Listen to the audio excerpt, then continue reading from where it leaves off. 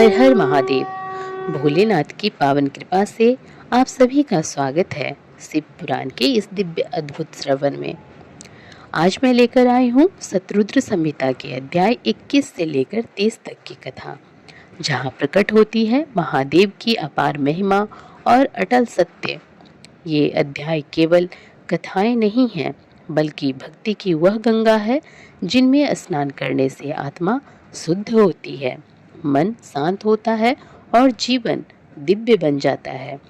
जिस प्रकार हिमालय की चोटियों पर आकाश को छूता हुआ कैलाश पर्वत हमेशा अडिग और अचल रहता है, उसी प्रकार भोलेनाथ की कथाएं हमें स्थिरता, साहस और अनंत भक्ति का वरदान देती है। तो आइए अपने मन को भक्ति की गहराइयों में डुबोकर श्रवण करें शिव पुराण शतरुद्र संहिता के अध्याय 21 से लेकर 30 तक की दिव्य कथा। ओम नमः शिवाय। शिव पुराण शतरुद्र संहिता 21वां अध्याय। महेश अवतार वर्णन। नंदीश्वर बोले, हे महामुने, एक समय भगवान शिव और देवी पार्वती प्रसन्नता पूर्वक अपनी इच्छा से विहार कर रहे थे। उन्होंने भैरव को द्वार पर द्वारपाल बनाकर खड़ा किया था, जिसका कार्य किसी को भी द्वार पार नहीं करने देना था। उधर दूसरी ओर भगवान शिव अपनी प्राण बल्लभा देवी पार्वती के साथ लीलाएं कर रहे थे और उनसे विनोदपूर्ण बातें कर रहे थे। बात करते हुए काफी समय बीत गया।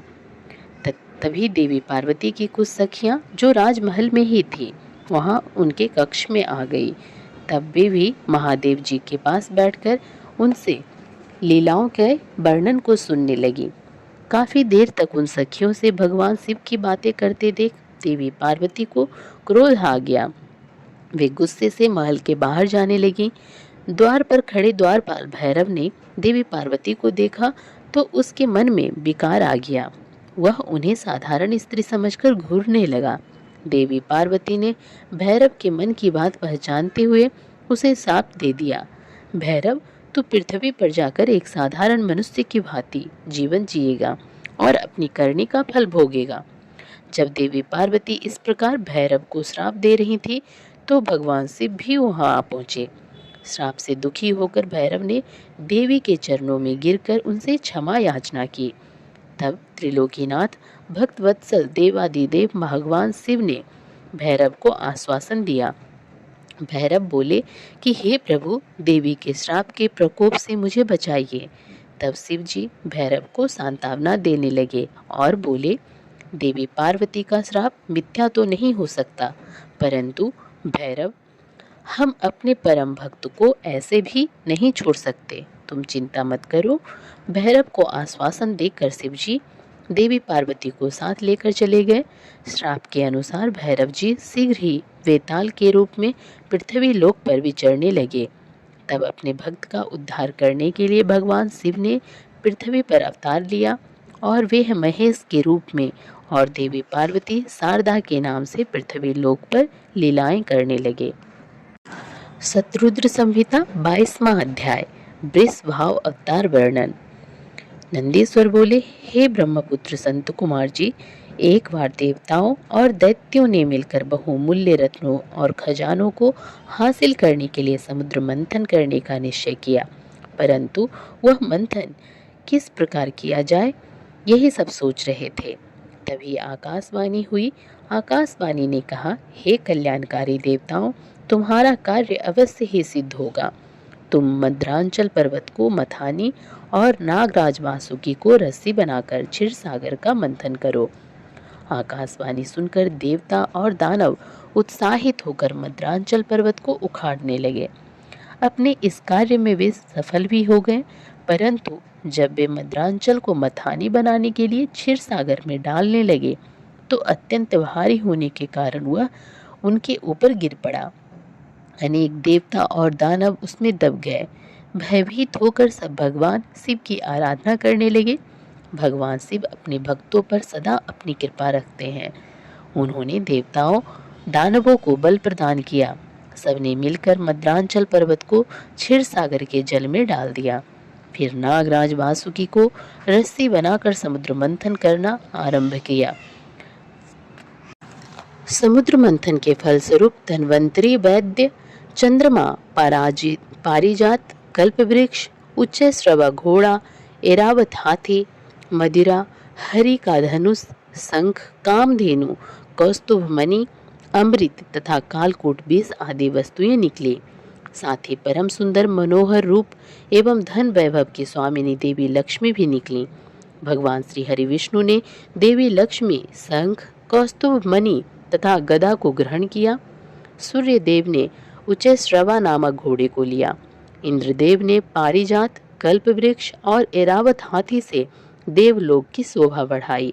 त्रिलोकीनाथ भक्तवत्सल भगवान शिव ने देवताओं और असुरों सहित पूरे संसार की रक्षा हेतु मंथन से निकला कालकूट विष पिया और नीलकंठ नाम से प्रसिद्ध हुए। उन्होंने चंद्रमा की रक्षा हेतु उसे अपने सिर पर धारण किया। असुरों ने रमन कराने वाली मदिरा को लिया तो मनुष्यों ने धनवंतरी वैद्य को ग्रहण किया। मुनिजनों ने कामधेनु को ग्रहण किया। तत्पश्चात सब से अंत में निकले अमृत कलश को देखकर सब उसे लेने के लिए झपटे। देवता और असुर दोनों ही अमृत पीना चाहते थे। असुरों ने देवताओं से अमृत छीन लिया। दुखी देवता भगवान शिव की शरण में गए। तब अपने भक्तों के दुख को जानकर शिव ने श्री हरि विष्णु को मोहिनी रूप धारण कर अपनी माया से अमृत कलश असुरों से लाने के लिए कहा।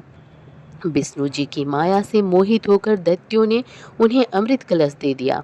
तब विष्णु जी ने देवताओं को ही अमृत पान कराया। यह देखकर दैत्यों को सारी माया समझ आ गई। फिर वे बलपूर्वक अमृत पाने के लिए युद्ध करने लगे। घोर युद्ध हुआ। भगवान शिव और विष्णु जी की कृपा से देवता विजयी हुए और असुरों को विष्णु जी ने पाताल लोक जाने का आदेश दिया। वे स्वयं असुरों को पाताल ले गए, परंतु दैत्यों ने अपनी चालाकी और माया से उन्हें वहीं बंदी बना लिया और स्वयं उपद्रव करने लगे।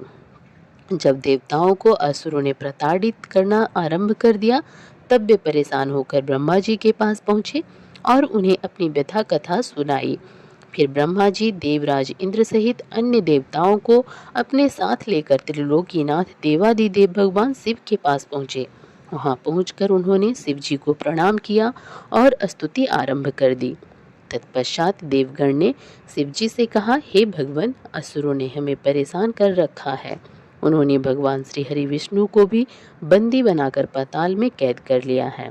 अतः प्रभु आप उन्हें मुक्त कराएं और हमारी रक्षा करें। देवताओं की प्रार्थना सुनकर भगवान शिव ने उन्हें रक्षा का आश्वासन देकर विदा किया और स्वयं देवताओं के कल्याण हेतु वृषभावतार धारण किया। शिवपुराण शतरुद्र संहिता 23वां अध्याय वृषभावतार लीला वर्णन। नंदीश्वर बोले, हे संत कुमार जी, कल्याणकारी भगवान शिव ने अपने भक्तों की रक्षा के लिए वृषभ का रूप धारण किया और पाताल की ओर चल पड़े। भगवान शिव ने भयंकर गर्जना के साथ पाताल में प्रवेश किया। उस प्रचंड गर्जन से पातालवासी व्याकुल हो गए और उनके नगर में विध्वंस होने लगा। इस प्रकार की गर्जना को सुनकर असुरों को संदेह हुआ। जब उन्हें पता चला कि भगवान शिव वृषभ रूप धारण करके युद्ध करने आए हैं, तो वे भी अपनी पूरी शक्ति से उनसे युद्ध करने लगे। असुर सेना ने शिव जी पर आक्रमण कर दिया। शिव जी हाथों में धनुष बाण उठाए उनका ही इंतजार कर रहे थे।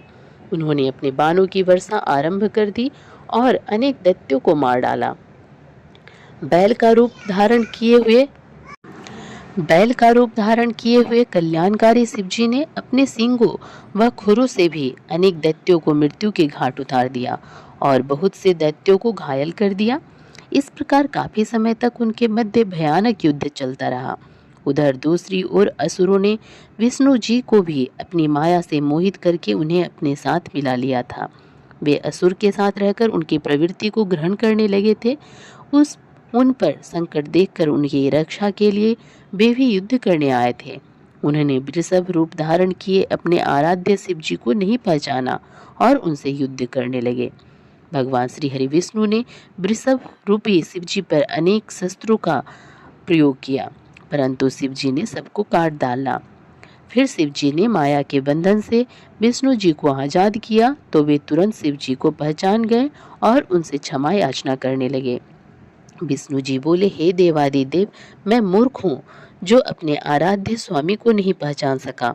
और उनसे युद्ध करने लगा। मुझे क्षमा कर दे और मुझ पर कृपा करें। श्रीहरि की विनयपूर्वक प्रार्थना को सुनकर शिवजी बोले, हे विष्णु, आप तो बड़े बुद्धिमान और ज्ञानी हैं, फिर आप कैसे राक्षसों के माया जाल में फंस गए तथा उनके साथी बन गए। शिवजी की बातें सुनकर विष्णु जी शर्म के मारे नीचे देखने लगे। तब शिवजी बोले, हे विष्णु, अब तुम यहाँ से चले जाओ।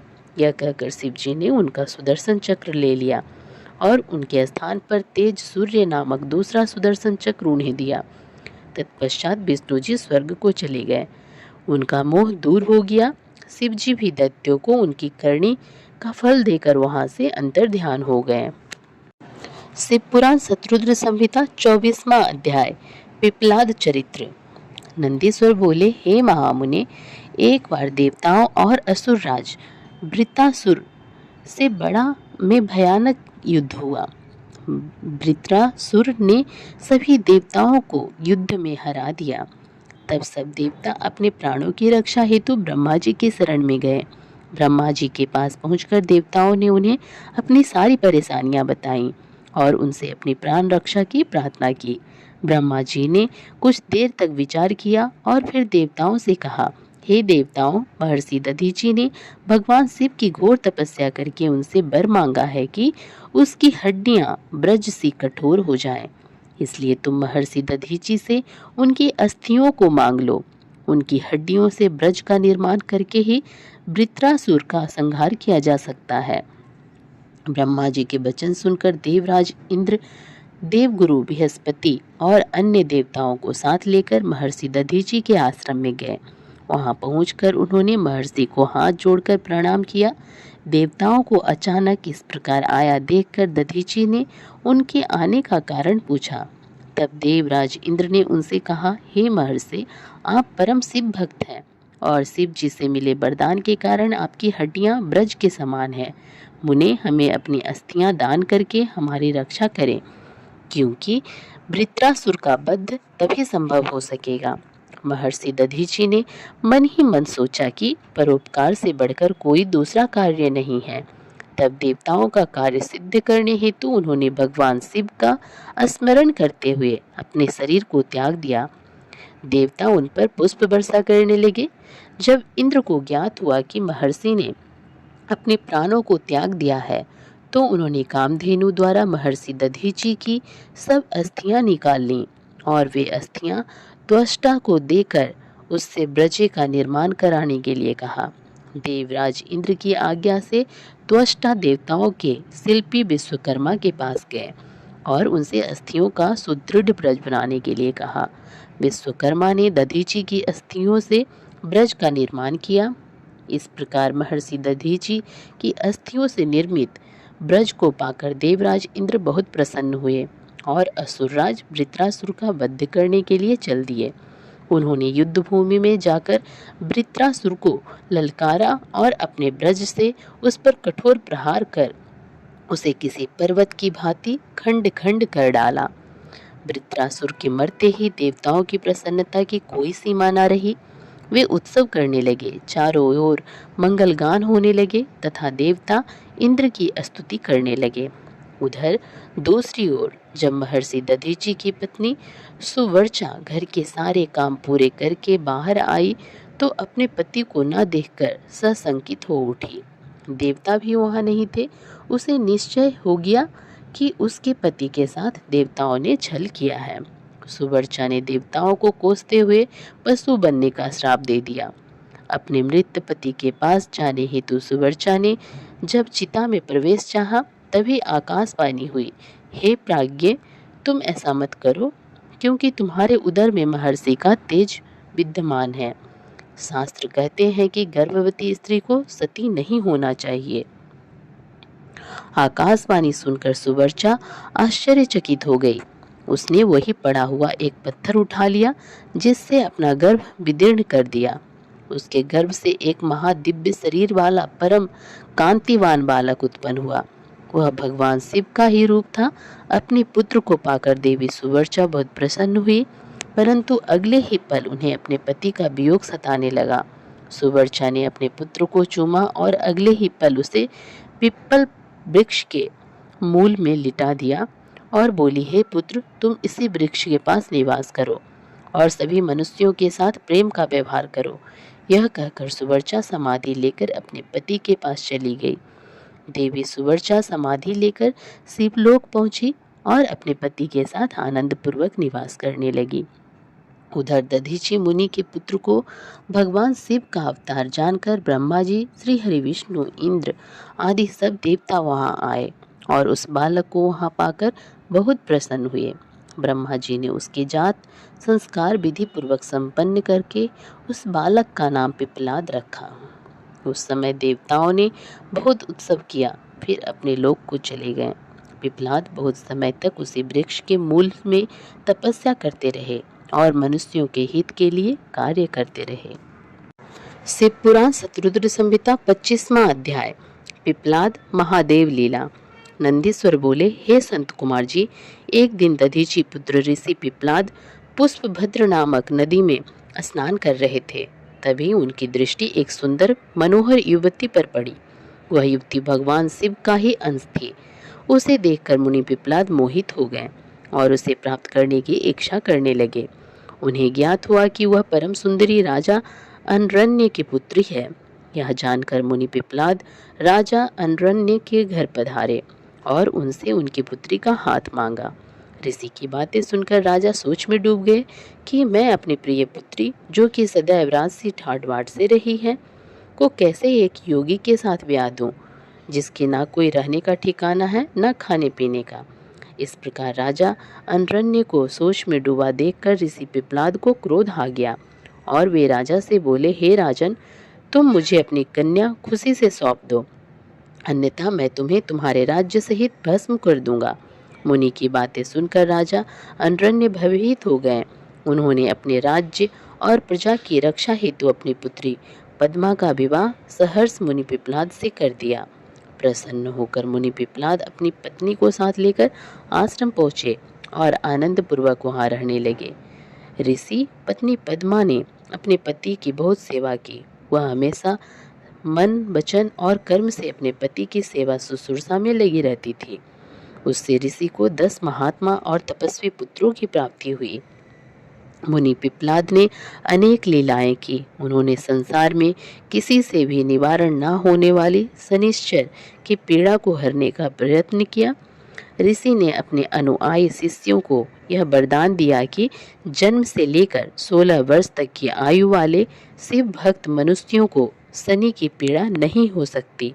यदि शनि मेरे इस वचन को झुठलाने के लिए ऐसा करेगा तो भस्म हो जाएगा। इसलिए शनि का प्रकोप कभी भी 16 वर्ष की आयु से कम के मनुष्यों पर नहीं पड़ता है। तात, मनुष्य रूप धारण करने वाले ऋषि पिप्पलाद का यह चरित्र मैंने तुम्हें सुनाया है। यह उत्तम चरित्र निर्दोष, स्वर्ग पद, कुग्रह जनित दोषों का नाश करने वाला, मनोरथ पूर्ण करने वाला तथा शिव भक्ति में वृद्धि करने वाला है। शिव पुराण शतरुद्र संहिता 26वां अध्याय। वैश्यनाथ अवतार वर्णन। नंदीश्वर बोले, हे मुनीश्वर, पूर्व समय में नंदी नामक गांव में महानंदा नाम की एक वेश्या रहती थी। समस्त ऐश्वर्यों से संपन्न होने पर भी वह भगवान शिव की परम भक्त थी। वह नित्य भगवान शिव पार्वती का पूजन करती।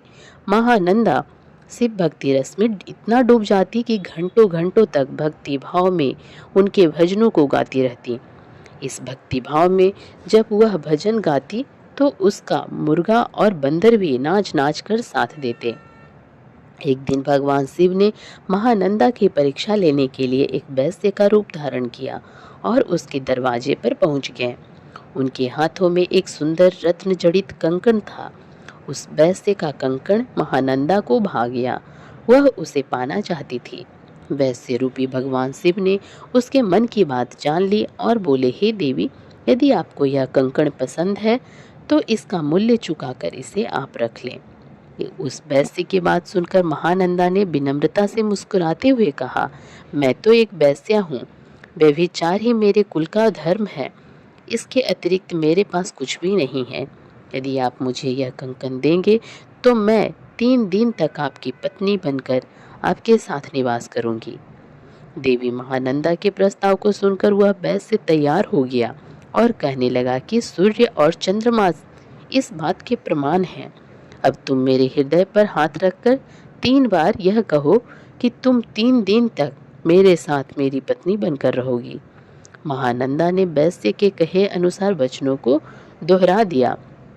तत्पश्चात वैश्य ने वह सुंदर रत्न जड़ित कंकण महानंदा के हाथ में दे दिया और बोला, हे कांते, भगवान शिव का यह रत्न जड़ित शिवलिंग मुझे अपने प्राणों से भी प्यारा है, इसलिए तुम इसकी सदैव रक्षा करना। महानंदा ने वैश्य द्वारा दिया गया वह शिवलिंग अपने माथे पर लगाया और हर हाल में उसकी रक्षा करने का आश्वासन वैश्य को दिया तथा ले जाकर अपने नाटक मंडप में रख दिया। रात में जब सब सो गए तब वह नाटक मंडप में आग लग गई। वह धू धू कर जलने लगा। महानंदा ने अपने बंदर और मुर्गे को तो बचा लिया, परंतु भगवान शिव के रत्न जड़ित सुंदर लिंग को, जो वैश्य ने उसे संभाल कर रखने के लिए दिया था, न बचा सकी। वह आग में जलकर नष्ट हो गया था। यह देखकर वह वैश्य और महानंदा बहुत दुखी हुए। उस वैश्य ने कहा, हे नंदे, यह शिवलिंग मुझे अपने प्राणों से भी अधिक प्रिय था। जब शिवलिंग जल गया तो मैं अब क्या करूँगा। महानंदा के बहुत समझाने पर भी वैश्य नहीं माना और उसने अपने शरीर को अग्नि की भेंट कर दिया। यह देखकर महानंदा को बहुत दुख हुआ कि मेरी असावधानी के कारण उस वैश्य के प्राण चले गए। मेरे ही कारण एक परम शिव भक्त मर गया। यह सोच सोच कर नंदा पागल हुई जा रही थी। उसे याद आया कि उसने वैश्य से 3 दिन तक उसके साथ रहने का वचन दिया था।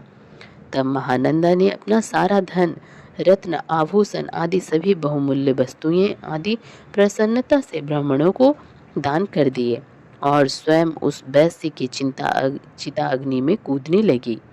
परंतु इससे पहले कि महानंदा उस अग्नि में प्रवेश करती, वहां भगवान शिव प्रकट हो गए। भगवान शिव को साक्षात अपने सामने पाकर नंदा स्तब्ध रह गई और एकटक उन्हें देखने लगी। उसकी आंखों से आंसू बहने लगे। कुछ क्षण पश्चात जैसे ही उसे ध्यान आया, उसने भगवान शिव के चरण पकड़ लिए और उनकी स्तुति करने लगी। तब प्रसन्न होकर महादेव जी बोले, नंदा, मैं तुम्हारी सत्यता, धर्म, धैर्य और निश्चल भक्ति भावना से बहुत प्रसन्न हूँ। मैंने ही वैश्य रूप धारण करके तुम्हारी परीक्षा ली थी, जिससे तुम सफल हुई। मांगो, क्या मांगना चाहती हो। तब महानंदा बोली, भगवान, मैं और मेरे सभी साथी आपके दर्शनों से ही धन्य हो गए। इससे अधिक हमें कुछ नहीं चाहिए। हाँ, यदि फिर भी आप देना चाहते हैं तो अपने चरणों में थोड़ा सा स्थान दे दीजिए। यह सुनकर शिव जी ने प्रसन्नतापूर्वक महानंदा को शिवलोक भेज दिया। शिव पुराण शतरुद्र संहिता 27वां अध्याय। दूजेश्वर अवतार। नंदीश्वर बोले, हे तात, भद्रायु राजा, जिस पर भगवान शिव ने ऋषभ रूप में कृपा की थी, की परीक्षा लेने के लिए ही भगवान शिव ने द्विजेश्वर अवतार धारण किया था। ऋषभ के प्रभाव से अपने शत्रुओं पर विजय पाकर भद्रायु सिंहासन पर आरूढ़ हुए। उन्होंने राजा चंद्रगंग की पुत्री सीमांतिनी से विवाह किया। एक समय राजा भद्रायु बसंत ऋतु में अपनी पत्नी सीमांतिनी के साथ वन विहार करने लगे। तब भगवान शिव पार्वती उस दंपति की धर्मनिष्ठा की परीक्षा लेने हेतु उस वन में पहुंचे। महान लीलाधारी भगवान शिव और पार्वती जी ने ब्राह्मणी का रूप धारण किया और अपनी माया से रचित सिंह से भयभीत होते हुए राजा भद्रायु की शरण में गए और उनसे अपनी प्राण रक्षा करने हेतु प्रार्थना करने लगे। उस ब्राह्मण दंपति की रक्षा हेतु राजा भद्रायु ने तुरंत धनुष बाण उठा लिया और बाणों से उसे घायल करना चाहा, परंतु उस सिंह पर कोई प्रभाव न पड़ा। उसने झपट कर ब्राह्मणी को पकड़ लिया। वह बहुत चीखी चिल्लाई, परंतु सिंह ब्राह्मणी को बलपूर्वक घसीटता हुआ भाग गया। अपनी पत्नी को सिंह द्वारा ले जाए जाने पर ब्राह्मण बहुत दुखी हुआ और रोने लगा और राजा भद्रायु से बोला, हे राजन, आपके बड़े बड़े आयुध कहाँ हैं? तुम्हारे पराक्रम का क्या फल है? क्या आप जंगली जानवरों के आघातों से भी दुखियों की रक्षा नहीं कर सकते? दीन दुखियों की रक्षा करना राजा का परम धर्म होता है। फिर आपने अपने क्षत्रिय धर्म का पालन क्यों नहीं किया? आपने अपने कुल का धर्म ही नष्ट कर दिया है।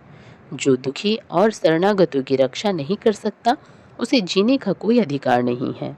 कृपण, अनाथ और दीन दुखी की रक्षा करने में असमर्थ मनुष्य को जहर खा लेना चाहिए या अग्नि में जल जाना चाहिए। उस ब्राह्मण द्वारा कही गई बातें सुनकर राजा भद्रायु को बहुत दुख हुआ। वह अपने दुर्भाग्य को याद करके शोक में डूब गया। उसने सोचा कि आज मेरा सारा पौरुष नष्ट हो गया। आज मैं एक असहाय ब्राह्मणी की रक्षा नहीं कर सका, इसलिए मुझे घोर पाप लगेगा। मेरे कारण ब्राह्मण की भी शोकाकुल हो गया है। उसकी स्त्री को भी सिंह ले गया है। पता नहीं उसने क्या किया होगा। मुझे अपने पापों को कम करने के लिए इस ब्राह्मण देवता को प्रसन्न करना होगा। यह सोचकर राजा भद्रायु उस ब्राह्मण के चरणों में गिर पड़े और बोले, हे ब्राह्मण, मुझे क्षमा कर दीजिए। मैं आपकी पत्नी की रक्षा नहीं कर सका। मैं अपना राजपाट सब आपके चरणों में न्यौछावर करता हूँ। यह सुनकर वह ब्राह्मण बोला, भला मैं ठहरा भिक्षा मांगने वाला एक ब्राह्मण, मैं तुम्हारे राजपाट का क्या करूँगा। इसलिए यदि तुम वाकई मुझे कुछ देना चाहते हो तो अपनी पत्नी मुझे दान में दे दो। ब्राह्मण की बातें सुनकर राजा भद्रायु ने कहा, ब्राह्मण, पराई स्त्री का उपभोग तो महापाप है, उसका प्रायश्चित भी नहीं हो सकता। तब ब्राह्मण ने कहा कि राजन, मैं तो बड़े से बड़े पाप मैं को अपनी तपस्या से पल भर में नष्ट कर सकता हूँ। तब भद्रायु ने सोचा कि मुझे ब्राह्मण को अपनी स्त्री दान करके शीघ्र ही अग्नि में प्रवेश कर जाना चाहिए। तत्पश्चात राजा भद्रायु ने अपनी पत्नी उस ब्राह्मण को सौंप दी। उसके बाद उन्होंने अग्नि प्रज्वलित की और स्नान कर देवताओं को प्रणाम करने के पश्चात उस अग्नि की 3 बार परिक्रमा की। फिर त्रिलोकीनाथ के भगवान शिव का ध्यान करने लगे और उन्हीं का स्मरण करते हुए जैसे ही वे अग्नि में प्रवेश करने लगे, वैसे ही दूजे स्वरूपधारी भगवान शिव वहां प्रकट हो गए। भगवान शिव के 5 मुख, 3 नेत्र, पिनाक और चंद्रकलाधारी सुंदर स्वरूप, जो कि करोड़ों सूर्यों के समान प्रकाशित था, देखकर राजा भद्रायु आनंद मग्न हो उठे। उन्होंने दोनों हाथ जोड़कर शिव जी को प्रणाम किया और उनकी स्तुति करने लगे। राजा भद्रायु की स्तुति सुनकर भगवान शिव पार्वती बोले, हे भद्रायु, तुम्हारी शिव भक्ति से मैं बहुत प्रसन्न हूँ। तुमने सदा मेरा भक्ति भाव से पूजन किया है, अतः तुम अपनी पत्नी सहित मुझसे वर मांगो। आज मैं तुम्हारी मनोवांछित अभीष्ट वस्तु प्रदान करूंगा। मैंने ही तुम्हारी परीक्षा लेने हेतु ब्राह्मण का रूप धारण किया था। ब्राह्मणी के रूप में स्वयं देवी पार्वती थी और वह सिंह मायावी था। तुम अपनी परीक्षा में सफल हुए हो राजन, कहो क्या चाहते हो। भगवान शिव के ये उत्तम वचन सुनकर राजा भद्रायु बोले, हे देवादिदेव भगवान, आप सबके परमेश्वर हैं। आपके स्वरूप के साक्षात दर्शन पाकर मैं धन्य हो गया हूँ। मैं सकुटुंब आपके श्री चरणों की भक्ति करना चाहता हूँ। मैं, मेरी रानी, मेरे माता पिता आपके सेवक बनकर आपके श्री चरणों में रहें। रानी कीर्ति मालिनी ने भी अपने माता पिता के लिए भगवान शिव का लोक मांगा। दोनों को वरदान देकर महादेव जी पार्वती जी सहित अंतर्ध्यान हो गए। राजा रानी अपने नगर लौट गए। फिर 10,000 वर्षों तक राज्य करने के पश्चात वे दोनों भगवान शिव के धाम को गए। इस परम पवित्र पापनाशक कथा को जो कोई सुनता अथवा पढ़ता है, उसे इस लोक में सब भोग ऐश्वर्य प्राप्त होते हैं तथा अंत में भगवान शिव के लोक को जाता है। ओम नमः शिवाय। शिव पुराण शतरुद्र संहिता 28वां अध्याय। अतिनाथ हंस रूप अवतार। नंदीश्वर बोले, हे मुनीश्वर, अर्बुदाचल पर्वत के पास भील वंशो उत्पन्न आहुक नाम का एक भील रहता था। उसकी पत्नी का नाम आहुका था। वह बहुत पतिव्रता थी। वे दोनों पति पत्नी भगवान शिव के परम भक्त थे। एक दिन वह शिव भक्त भील भोजन की तलाश में बहुत दूर निकल गया। संध्या के समय भगवान शिव सन्यासी का रूप धारण करके उसकी परीक्षा लेने लगे। वह भील भी शिकार से घर लौट आया था। तब यति रूप में शिवजी उनके घर पहुंचे। भील ने उनका विधि पूर्वक पूजन किया। इस पर यतिनाथ बोले, हे भील, मैं रास्ते से भटक गया हूँ और आसपास जाने का मार्ग भी नहीं पता चल रहा है, क्योंकि शाम हो चुकी है। अतएव आप मुझे रात्रि के लिए आश्रय दीजिए। सुबह होते ही मैं यहाँ से चला जाऊंगा।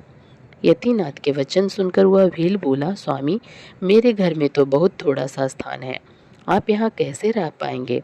भील की बात सुनकर वह चलने लगे। तभी भीलनी ने भील से कहा, स्वामी, ये मुनि हमारे अतिथि हैं। अतिथि तो भगवान का रूप होता है, इसलिए आप इन्हें यहीं रहने दीजिए। आप दोनों घर में रहना और मैं बाहर रह जाऊंगी। अपनी पत्नी के वचन सुनकर भील बोला कि तुम घर के भीतर रहो और मैं बाहर रह जाऊंगा।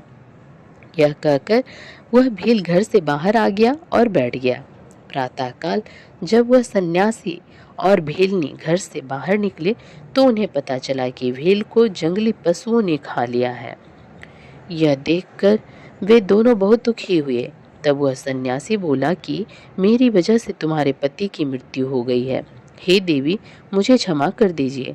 तब वह भीलनी कहने लगी कि आप दुखी न हो, अतिथि की रक्षा करना हमारा धर्म है और मेरे पति ने तो अपना धर्म निभाया है।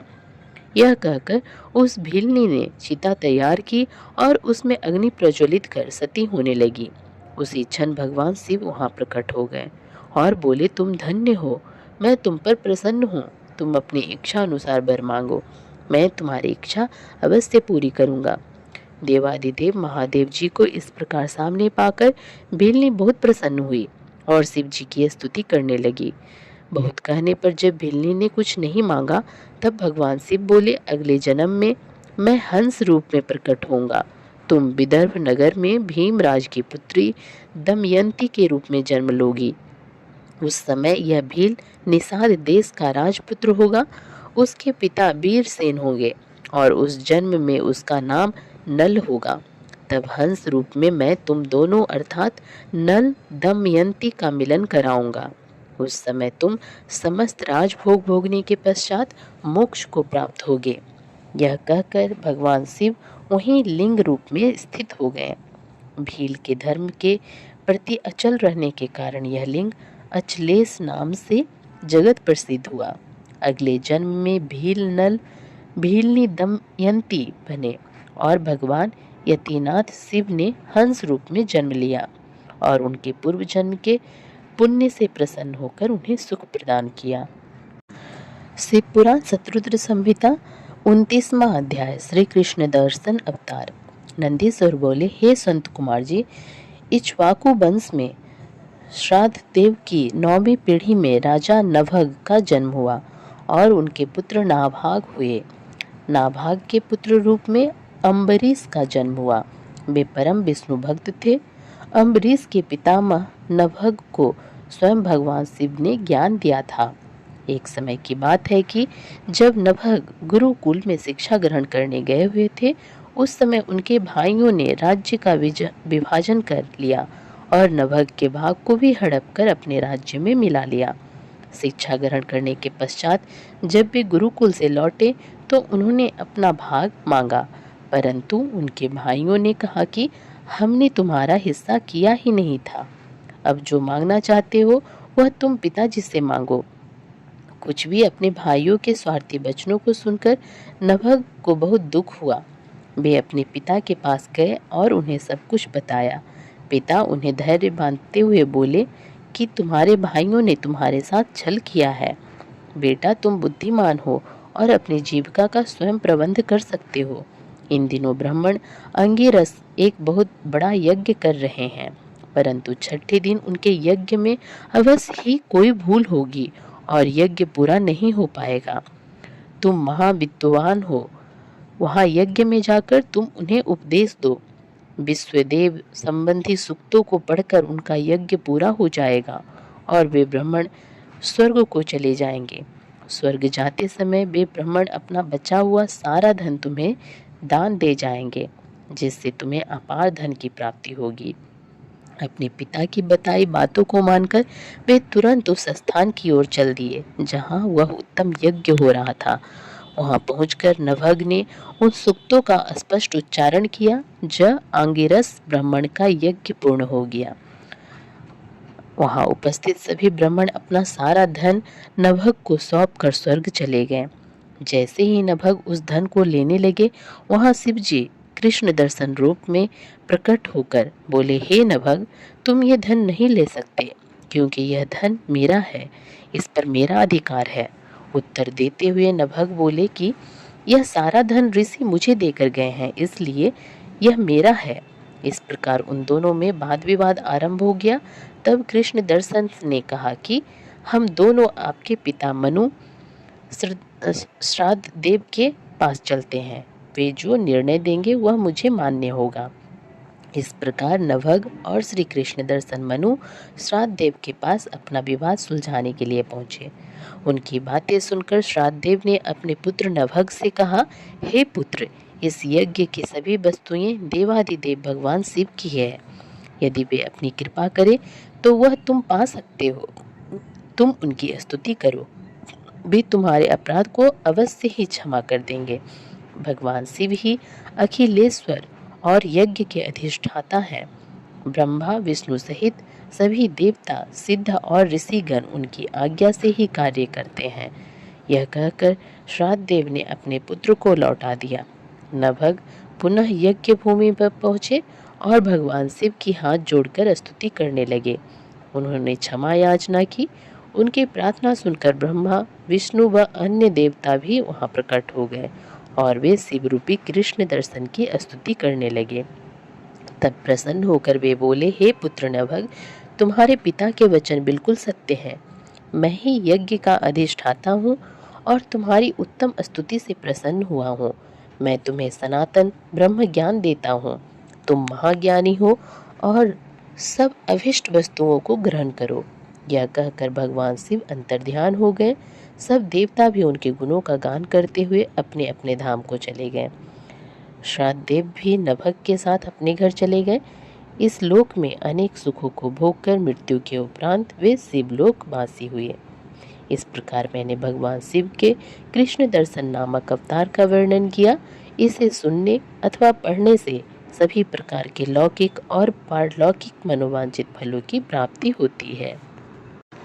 शिव पुराण शत्रुद्र संहिता 30वां अध्याय। भगवान शिव का अवधूतेश्वर अवतार। नंदीश्वर बोले, हे ब्रह्मपुत्र, एक समय की बात है। देवगुरु बृहस्पति ने देवराज इंद्र और सब देवताओं को साथ लेकर त्रिलोकीनाथ देवादिदेव भगवान शिव के दर्शन करने के लिए उनके धाम कैलाश पर्वत की ओर प्रस्थान किया। देवराज इंद्र की परीक्षा लेने के लिए महान लीलाधारी भगवान शिव ने भयंकर अवधूत का रूप धारण किया।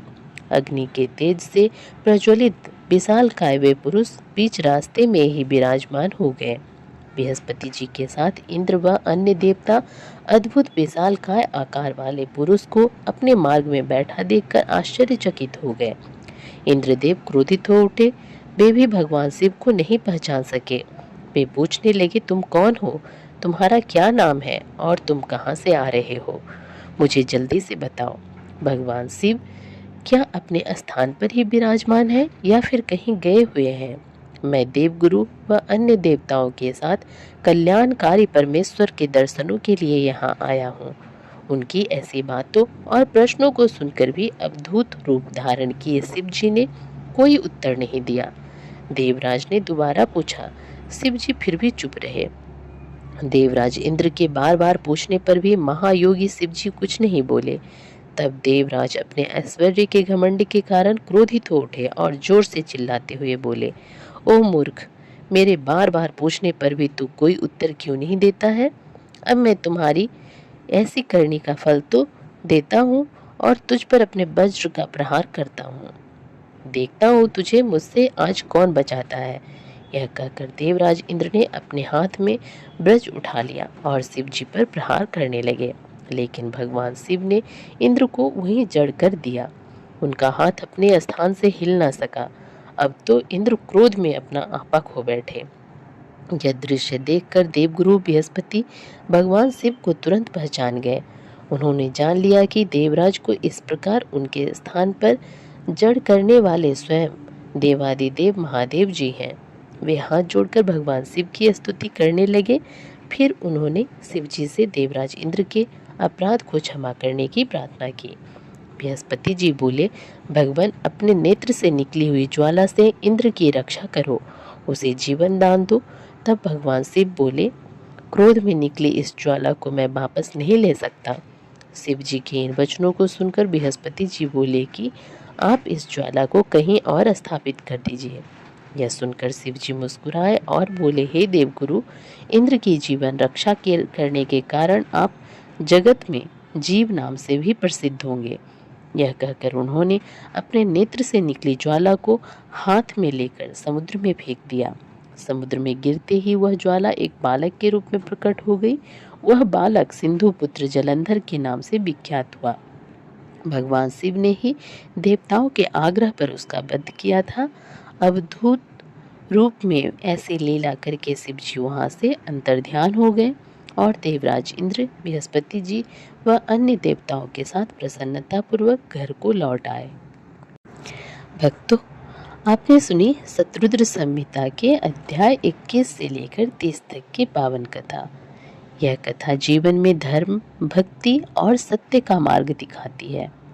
हे भोलेनाथ, यदि इस वाचन में हमसे कोई त्रुटि, कोई कमी या कोई भूल रह गई हो तो अपनी असीम करुणा से हमें क्षमा कर दीजिए। आपकी शरण ही हमारा एकमात्र आधार है। ओम नमः शिवाय, ओम नमः शिवाय, ओम नमः शिवाय। तो प्रिय भक्तों, यदि इस कथा के वर्णन में कोई गलती हमसे रह गई हो तो आप सभी हमें क्षमा करें। आपके आशीर्वाद और प्रेम से ही यह शिव कथा आप तक पहुंची है।